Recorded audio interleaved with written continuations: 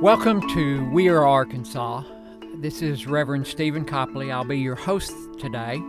We're very honored to have as our guest Bruce Biggin, who is the church pastor for Arkansas for the Family Federation for World Peace and Unification. Welcome, Bruce, and thank you for being on the show. Happy to be here.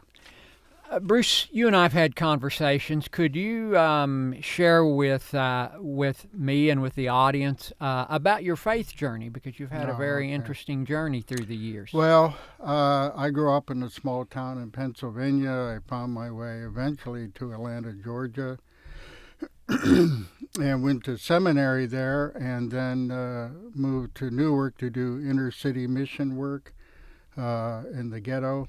And then I went back to Atlanta.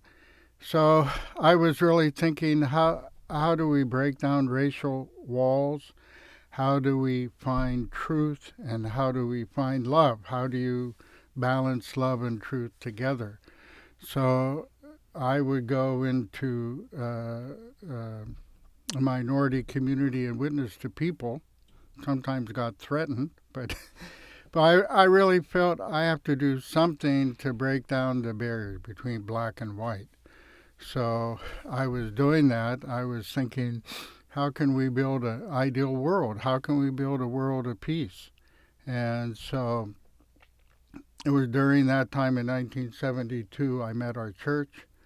And I really saw in the people that they were dedicated to those kinds of ideas, although I didn't see it first. But so I studied, and I didn't agree with everything, and I was struggling with what does this mean. Then God just told me, this is true, this is where you ought to be.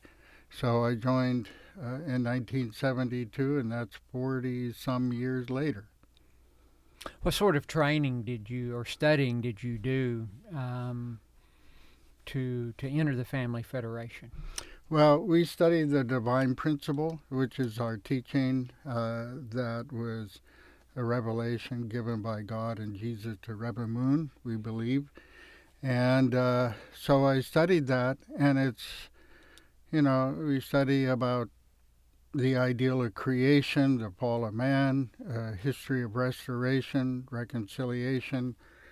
And one lecture really struck me, which was the parallel periods of history, how God worked through the pre-Old Testament age, the Old Testament age, and New Testament age, and how they were all similar.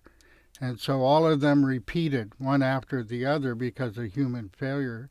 God had to restore the failures of human beings. And then when I looked at it, I said, wow, that's true. That's amazing. No human mind could figure that out.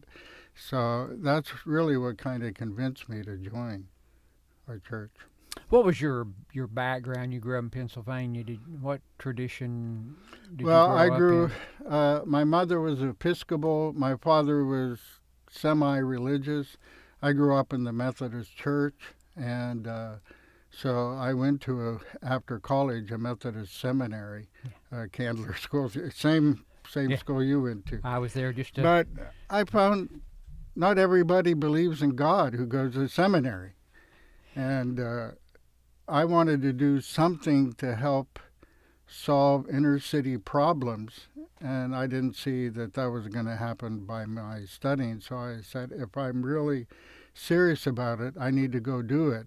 So I went to Urbana, where they have Christian missions from all over. And I learned about one mission in Newark, New Jersey, and so I decided to apply. And so my pastor said, you can do that as a Methodist.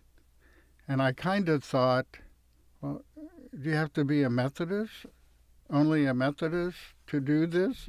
Can't you do this if you're something else? So I went and worked in Newark, New Jersey with a group called Cross Counter. It was a minister who set up a kind of a lunch counter across from a major high school, and they would witness to young people. So we worked in the community and would go out and do Bible studies and and try to gather young people and teach them about the Bible. And we would do block parties and get involved with families. I had one young person who was in juvenile in another city, and I would drive his parents to go visit him during that time. So we became good friends.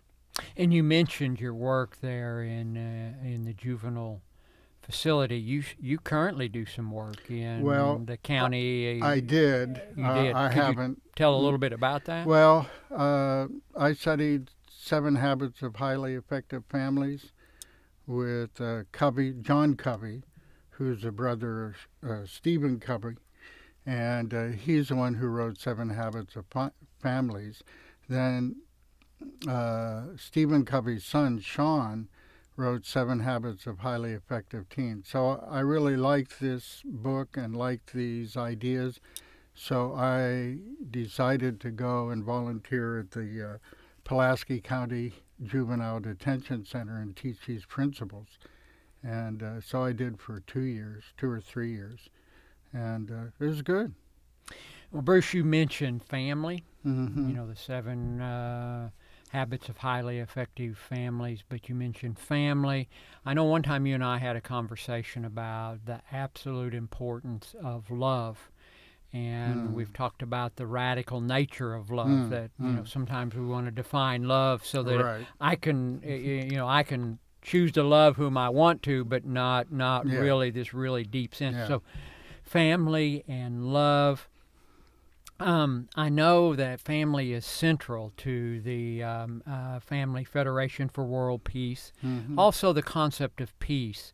So, could you share a little bit about Dr. Moon and his journey and some of his basic teachings and writings? Well, he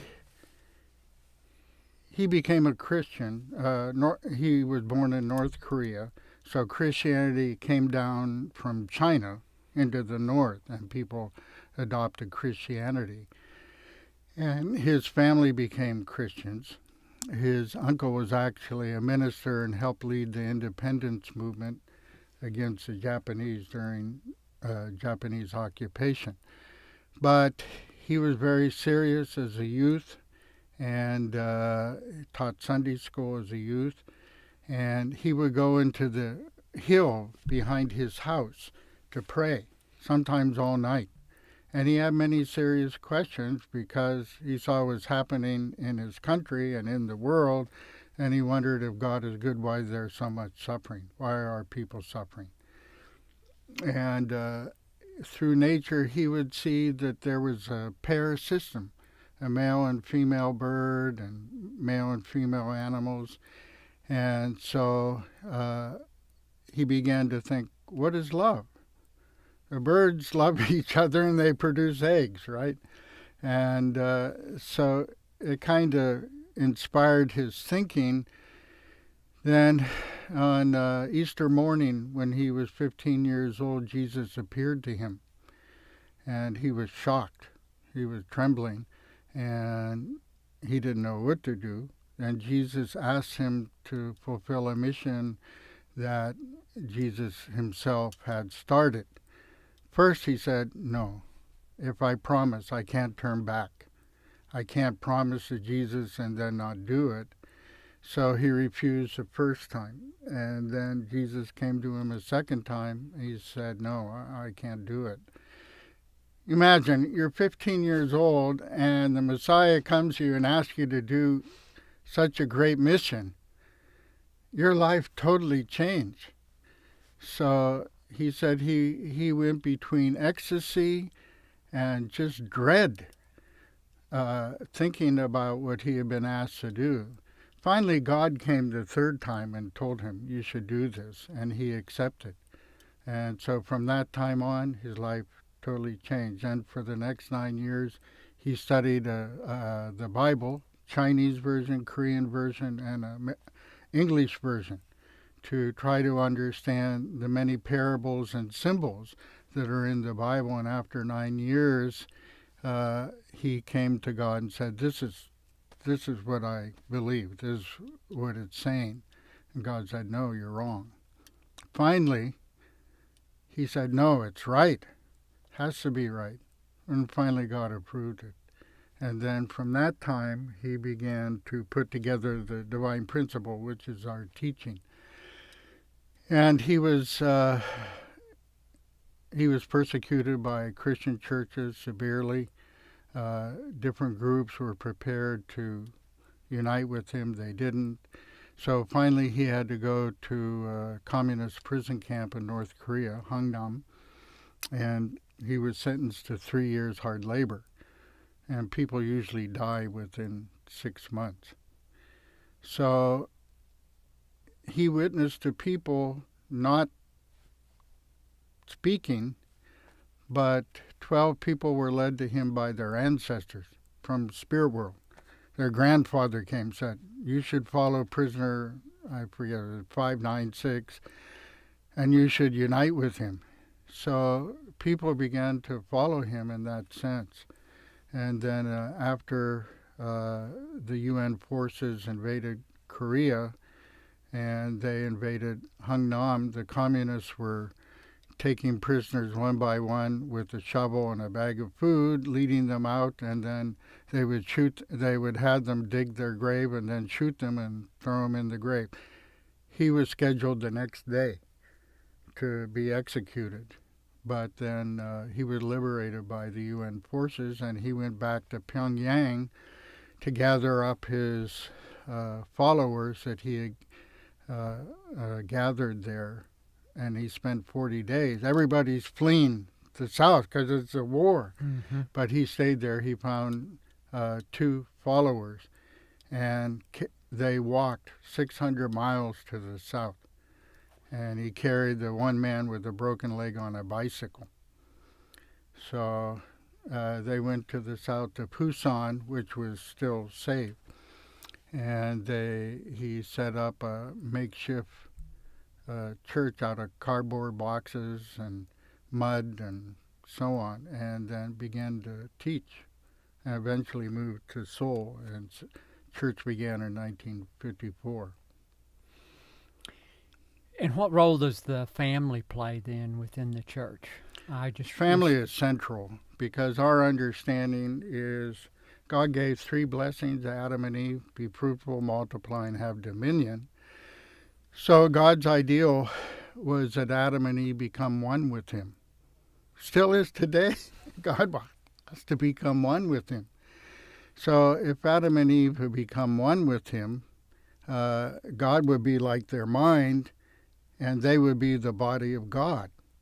So God would dwell in them, and then the second blessing, to multiply, means that they would produce a lineage of sinless children. And so then God's kingdom automatically could be established by the propagation of Adam and Eve's descendants. And this would be centered upon true love. There wouldn't be any conflict, mind-body disunity, evil, sin, whatever. And then the third blessing, for God to have sovereignty, would be automatically fulfilled. But our understanding is that didn't happen. And we read the Bible, God ushered Adam and Eve out. But our understanding of the fall is a little bit different than just disobedience. Because in the Bible it says that when God came looking for Adam and Eve, their lower parts were covered. Not their hands, not their mouth, their lower parts. So this is an indication that the fall occurred somehow through the misuse of love with the archangel. So if we look, all the problems in our world come from the misuse of love, self-centered love. In the family, in the community, in the society, in the nation, in the world, people can't love each other. And so we have divorce, we have spousal abuse, we have parents sometimes abuse their children, we see nation abuses another nation. So his idea is that we come back. I think what's unique about us is most faiths, and I really preach all faiths, because they all lead to God. But most of them are by single people, single leaders. But ours is centered upon a man and a woman, Reverend Moon and Mrs. Moon, who we feel are fulfilling that role that Adam and Eve should have accomplished. And so they're leading people back to the original ideal of marriage, of becoming one with God, and then marriage and restoring our lineage back to God where God can claim us. And so this is really key. They are doing marriage blessings. Hundreds of millions of couples have been blessed. Mrs. Moon recently went to Senegal. There are 40 bishops there, 40 religious leaders. Their plan is to bless and marry 40,000 couples. And you just mentioned that she's going to Zimbabwe. She's going to Zimbabwe to do a blessing there. She's going to bless the president of that country. And also Nelson Mandela. Nelson Mandela, I don't know if it's his son or grandson, has invited her to come. So it's just amazing the impact she's having. She's going to come and speak at the Nassau Coliseum November 12th. She spoke at Madison Square Garden. And we have Bishop Hezekiah Walker, who is famous as a musician and pastor. And I don't remember the name, but he's organizing a 5,000 member choir. Wow. And so he organized 2,000 members when Mrs. Moon came to speak at Madison Square Garden. He said people are calling him from all over the world that want to be involved in this choir. So it's just incredible. And, she's 75 years old. You would think people were retiring. She is working so hard day and night, nonstop. Her assistant came into her room after Mrs. Moon got up, and she saw that her pillow was entirely wet. And she went, why is her pillow wet? Then she realized because Mrs. Moon always talks about we need to restore, we need to save 7.6 billion people. And this is not just a slogan, it's what she really means and intends to do. That's why she's doing all these speaking tours all over the world.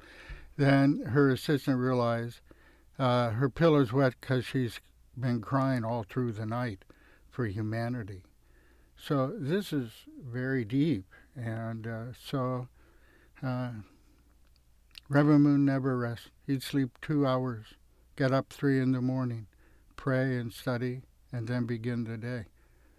I don't know how many people do that. I can't do it. That's remarkable. I want to pick up on the extension of the idea of love and peace, because you all have done a great deal of work around peace. But I know for a period of time you served on the state's Martin Luther King Commission, and which has been part of your whole deep concern for racial division, and you've done a lot because of the understanding of love and peace coming from your faith tradition. That we've got to overcome those divisions, because that's not the way we're called to live. Can you talk a little bit about not only what you've done, but perhaps what the church, in terms of peace, you're helping us do some work around that. Yeah. But what does the church do around peace? Well, our young people have been involved. My son went on a program called Generation Peace Academy. They travel all over America, evangelize, and then they spent 3 weeks. He spent 3 weeks in Peru doing mission work, helping people there. Another of our members also did that. So we're doing a Women's Federation, supporting schools in Africa. We're doing that. That's a big thing. And also, we just recently did a program with Arkansas Peace Week, which was having Officer Tommy Norman come and speak to young people about character, and also about service. And then we had, the group that works with Syrian refugees and orphans. So they came, and we helped to write letters to the children there. Many have lost their father due to the war. Well, you and I did feeding the homeless to times after Christmas when Reverend, you remember his name? I can't remember. At the Bullock Temple CME Church. Yeah, Reverend Hampton. Was here, and we did that with Sonny Anon, who was here at that time. So these are things that we try to do. Probably the greatest activity we're doing is marriage blessing. So we try to bless marriages, pray for families, and provide resources that can help marriages strengthen. Because when I go out, I find many people not married, they're divorced, or they're living together, but not married. So we really try to put a lot of emphasis on strengthening families and marriages, and we try to work with ministers and have worked with ministers in the past to promote that kind of thing. Well, I know and I've had the honor of preaching in your church. I know you're the church pastor for Arkansas, and very briefly, I know that you have a from what we've talked about, a worldwide structure. So I think you work in regions, first of all. Just could you briefly tell a little bit about that structure? Well, we have international headquarters. The head of the movement worldwide is Mrs. Moon's daughter, Sunjanim. And then each continent has a continental director, and then each country has headquarters. Here in America, we have our headquarters in New York, and our continental director is Bishop Ki-Hoon Kim, and we have a national president and national vice president and a board that deal with media, education, youth and family ministries, and blessing for our young people, second generation youth who are getting married and blessed. Recently we had a big blessing, maybe 4,000 in Korea, with young people all over the world. Then we have sub-regions. Before it was like a regional structure. Mrs. Moon got rid of that and said you have 5 sub-regions, and you're like a nation or continent each. So we have 5 sub-regional directors who are directing the activities, and they work together. But we're kind of autonomous in terms of what we do in each region, and our region is pretty big. Texas, Arkansas, Oklahoma, New Mexico, Colorado, Wyoming, just so. And then each state has a local church pastor. So probably we have, and then there are satellite churches in different cities like Houston and Austin, Texas, and Oklahoma City and Tulsa. So, and then we have many different organizations like Women's Federation, American Clergy American Clergy Leadership Conference, Universal Peace Federation. So they have their own offices, and then they do their activities in most states. And that's kind of how we're set up. Well, terrific. Bruce, again, you've reminded us the central importance of love and peace, and how we all need to learn to get along, and partly because we really are more alike than we are different. Right. So thank you so much for being here today and being on We Are Arkansas. Thank you. Thank you.